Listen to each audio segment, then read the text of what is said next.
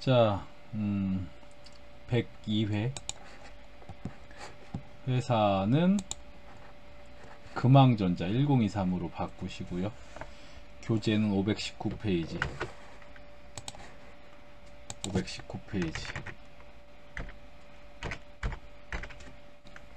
자, 1번 문제는 너무 어려운 문제예요. 전산회계 1급 수준에서요. 우선 얘가 단기 매매 증권의 처분이 되게 많이 나오거든요. 단기 매매 증권의 처분이 아니라 이게 매도 가능 증권의 처분이에요. 매도 가능 증권. 매도 가능 증권의 처분과 단기 매매 증권 처분의 차이점을 제가 보여드릴게요. 우선 얘가 지금 무슨 얘기냐면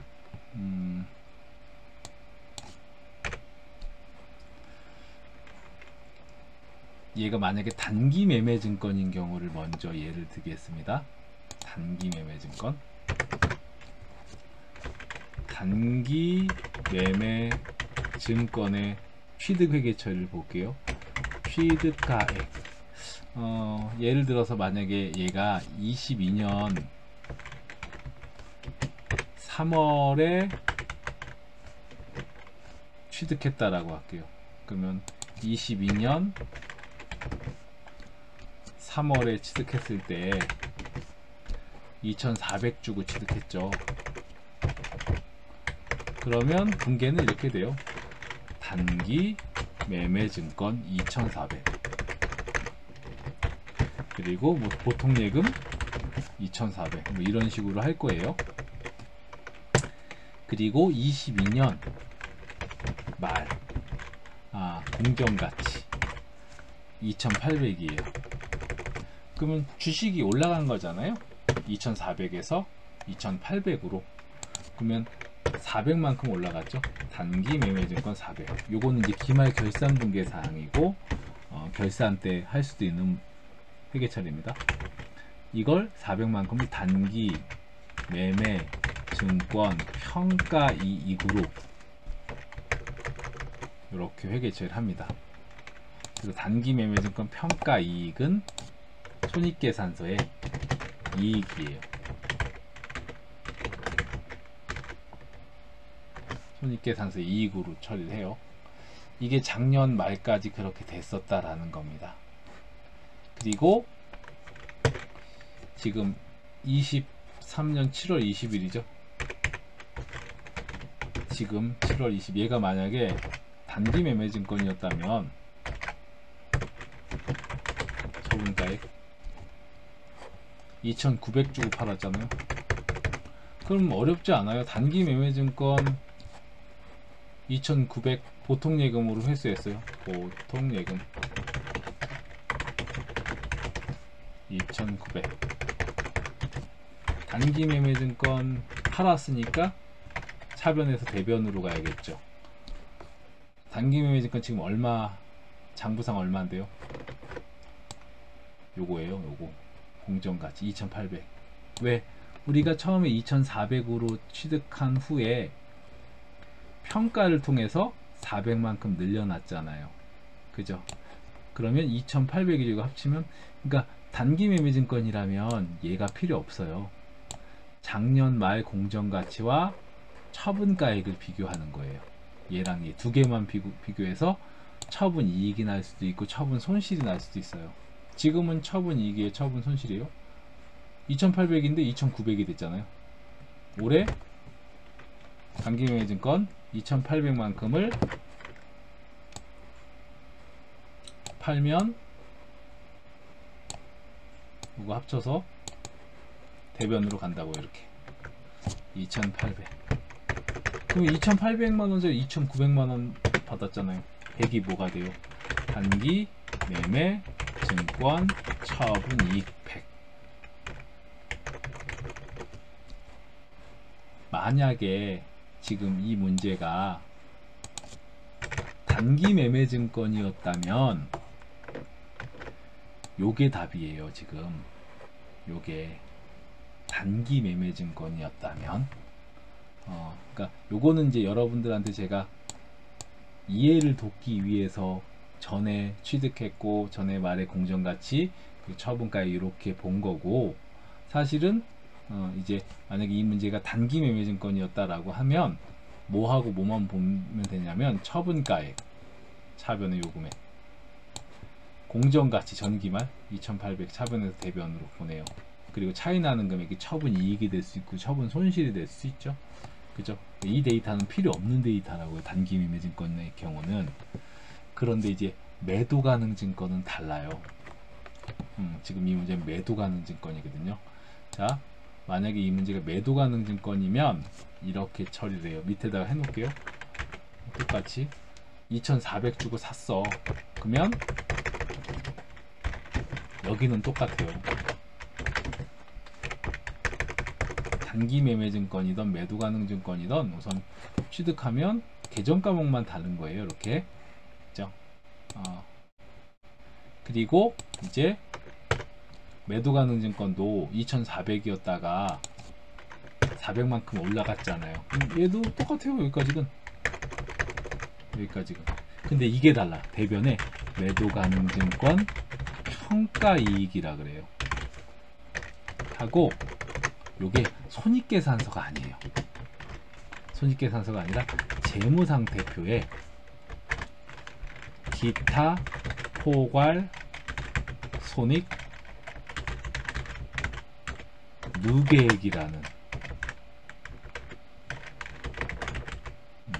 계정으로 갑니다. 이익은 이익이지만 손익계산서에는 아직 보고하지 않아요. 이익은 이익이에요. 하지만 손익계산서에 보고는 안 해.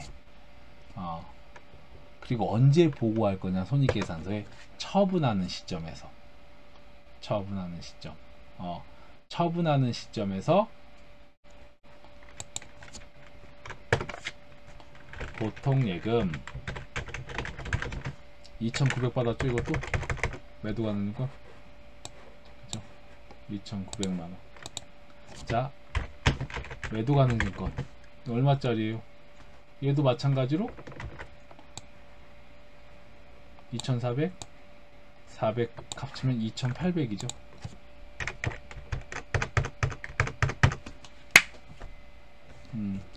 그러면 얘도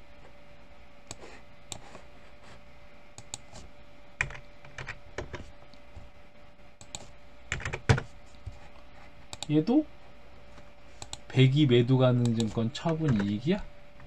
얘도? 왜냐면 단기 매매 증권 똑같잖아요. 자, 얘는 이렇게 되는 거예요. 2,800짜리를 지금 여기 분계 갔잖아요. 그죠? 근데 매도 가능 증권은 얘가 있어요. 얘가 뭐요? 전에 이익이었던 게 있어요. 400이 이익이었던 게. 그러니까 결론적으로는 이익이 얼마냐면 여기 지금 차이 나는 100하고 400하고 합쳐서 500이 돼야 돼요. 그래서 요 매도 가능 증권 평가 이익을 이제 차변으로 보내는 거예요. 야, 나도 이익이었어. 이렇게. 그래서 실제 매도 가능 증권 처분 이익이 얼마가 되냐? 매도 가능 증권 처분 이익이 얼마? 500이 된다고요. 요런 분계가 돼요. 되게 어려운 분계예요. 이거 전산 세무 2급 이상 되는. 결론은 보시면 매도 가능 증권은 이렇게 돼요. 얼마 주고 샀어요? 2,400. 얼마에 팔았어요? 얘 안 보면 매도 가능 증권 2,400 주고 사서 2,900에 판 거예요. 500만큼 이익 나죠. 그죠? 그 이익이 이렇게 잡혀야 돼요. 이렇게. 이익 내는 건 회계 처리하는, 그러니까 이익 내는 거 500이다라는 건 쉬운데 회계 처리가 되게 어려워요. 매도 가능 증권 처분이. 이렇게 하시면 된다라는 거예요. 나오면 틀려요. 나중에 전산 세무 2급 정도 수준이기 때문에 7월 20일 0720. 그래서 우선 차변에 있던 매도 가능 증권을 대변으로, 여기도 조심하셔야 돼요. 매도 가능 증권 치면 계정 과목 이렇게 두 개 나오거든요. 밑에 거 쓰는 거예요. 선택해야 한다면 밑에 거. 이게 투자자산 쪽이거든요. 매도 가능 증권 차변에서 대변으로 간 금액 뭐였죠? 2,800이었죠. 그리고 차변에 보통 예금으로 얼마 들어온다고요? 2,900만원. 그러면 우선 매도 가능 증권 평가이익 대변에 있었던 거 차변으로 보내고,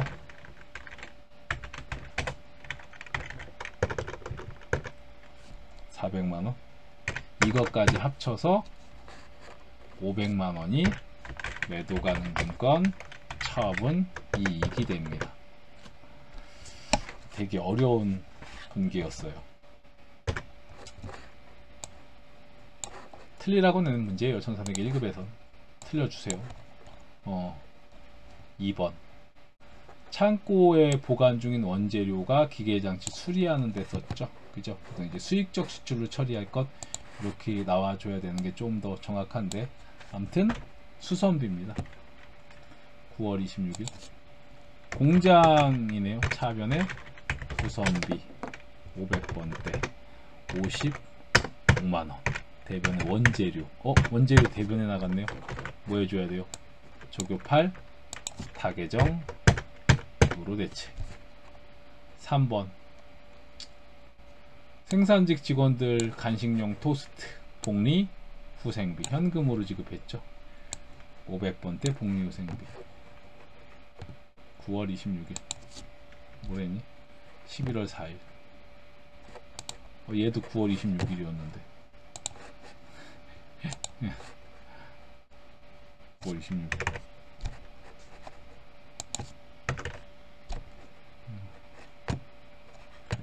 그래서 요거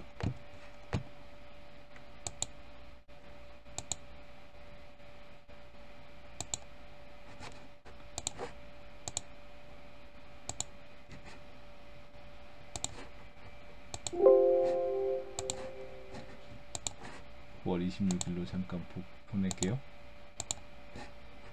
공부 2주 9월 26일날 가면 요 공개가 돼 있죠. 이제 계속해서 3번은 11월 4일 계정값 뭐라고요? 복리 후생비 몇 번대? 500번대 복리 후생비. 출금 눌러도 됐겠네요. 2만원. 대변에 현금이 됩니다. 4번, 대손충당과 상계 처리했던 외상회충 50이 회수됐네. 대손채권의 회수죠. 보통 예금으로. 11월 5일 차변에 보통 예금 50만원. 대변에 대손채권 회수된 무조건 대손충당금이요. 외상매출금 108 플러스 1 109번. 5번, 이기 예정 신고기간에 부가세 환급금 1030만원 보통 예금으로 입금됐다. 예정 신고 환급금 미수금으로 회계 처리한다. 그럼 사실은 2기 예정 신고기간 안 가도 상관없어요. 이거 9월 30일 가면 이렇게 돼 있다고요. 부가가치세는 항상 이렇게 예수금하고 대금하고 서로 상계하는 회계 처리를 3월 말, 6월 말, 9월 말, 12월 말에 해줘야 돼요. 그래서 지금 9월 30일 날 부가세 예수금이 대변에 있거든요. 차변으로 보내는 거야. 그래서 차변에 지금 998로 000이었죠. 부가세 대금은 차변에 있어요. 대변으로 보내는 거예요. 20285 000. 그럼 차이 나는 금액. 자, 부가세 대급금이 더 크면 차변에 차이가 나요. 이건 나중에 돌려받아야 돼. 환급 받을 거예요. 미수금. 이렇게 되고요. 만약에 부가세 예수금이 더 크면 대변의 차이가 나요. 그거는 미지급금 또는 미지급 세금으로 처리를 해요. 예를 들어서 이게 지금 이럴 수도 있잖아요. 부가세 예수금이 2028만 5천원이고 거꾸로 부가세 대급금이 998만 5천원이다 라고 한다면, 그때는 여기가 미지급 세금 1030만원 뭐 이렇게 된다고요. 그래서 지금은 환급 받는 거니까 지금 1030만원, 차변에 있던 미수금 차변에서 대변으로 가면서 차변의 보통 예금이었던 거고요. 부가세 납부하는 분계면 대변에 있던 미지급 세금 차변으로 가겠죠. 그러면서 돈 나가면 되잖아요. 그죠? 지금은 미수금 환급 받는 거니까 보통 예금으로 입금되었다. 11월 8일날 차변에 있던 미수금 대변으로 1030만원, 차변에 보통 예금 1030만원. 원래는 거래처 미수금도 사실은 거래처 거래되는데 거래처가 없어요. 부가시세. 그래서 그냥 이렇게 해주시면 되고요. 외상매출금 회수하면서, 이게 외화채권 채무이기 때문에요, 외화채권 채무의 회수 또는 상환, 이런 문제에서 나오는 계정 과목 기중에 외환차손 차변에 나오거나 아니면 대변에 외환차익 계정 과목이 나올 수 있어요. 그래서 지금 11월 30일날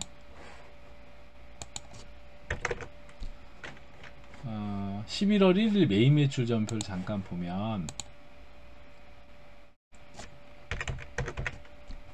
이렇게 되어 있다고요. 외국을 수출한 거 외상 매출금 220만원. 이때 환율은 지금 2000달러에 대해서 요거였을 거예요. 1100원. 그래서 220만원이었던 거죠. 회수할게요. 11월 20일날 차변에서 대변으로 외상 매출금. 외상 매출금 거래처 거셔야죠. 그죠? 에이스. 에이스 과자 먹고 싶다. 에이스. 돼지 같은 놈 맨날 먹는 얘기죠. 그죠? 외상 매출금 220. 차변에 돈 들어와야 되는데 뭘로 들어와요? 2000달러 들어오는 거잖아요. 근데 2000달러는 이 시점에서 11월 30일 시점에서는 환율이 요 금액이에요. 230만원이죠. 차변에 보통 예금으로 220만원짜리 외상매출금인데 환율 변동에 따라서 10만원 더 들어왔어요. 대변에 이거 이익이라고. 외환차익이라고. 거꾸로 보세요. 외상매출금이 회수되는데 환율이 떨어졌어요. 그래서 환율이 예를 들어서 1000원이었다고 할게요. 1000원. 그럼 보통 예금으로 얼마 들어오냐면 2000달러 곱하기 1000원 200만원 들어오겠죠. 그럼 이때는 20만원 손해잖아요. 이건 뭐라고 한다고? 외환차손이라고 한다고요. 이렇게 외환차손. 자, 지금은 외환차익이 됩니다.